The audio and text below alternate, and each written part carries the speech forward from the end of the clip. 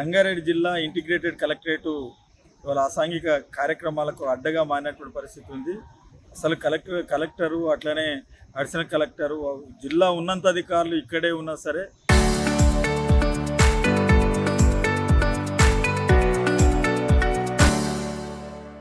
ఈరోజు collector chamber పక్కనే ఈరోజు మందు బాటలు పడినటువంటి పరిస్థితి ఉంది. అందుకని ఇవాళ ఇక్కడ ఎవరు వస్తున్నారు ఎవరు పోతున్నారు అనేటటువంటిది కూడా నియంత్రణ లేనటువంటి పరిస్థితి ఉంది. మొత్తం ఇవాళ ఇటీవల కాలంలో ఎస్సీ కార్పొరేషన్లో ఫైర్ అయినటువంటి పరిస్థితి ఉంది. అట్లనే గతంలో కూడా కార్యాలయంలో ఫైర్ అయిపోయింది. అట్లనే ఇప్పటికీ కూడా ఈరోజు మందు బాటలు గతంలో కూడా ఇక్కడ కలెక్టరేట్ ఆవరణంలో మందు బాటలు పడ్డటువంటి పరిస్థితి ఉంది. ఈరోజు డైరెక్ట్గా కలెక్టర్ ఛాంబర్ పక్కకే మందు బాటలు పడినటువంటి పరిస్థితి ఉంది. ఈ రకంగా అసాంఘిక కార్యక్రమాలకు అడ్డగా మారినటువంటి దాని మీద కలెక్టర్ గారు వెంటనే స్పందించాలి, కఠినమైన చర్యలు తీసుకోవాలి.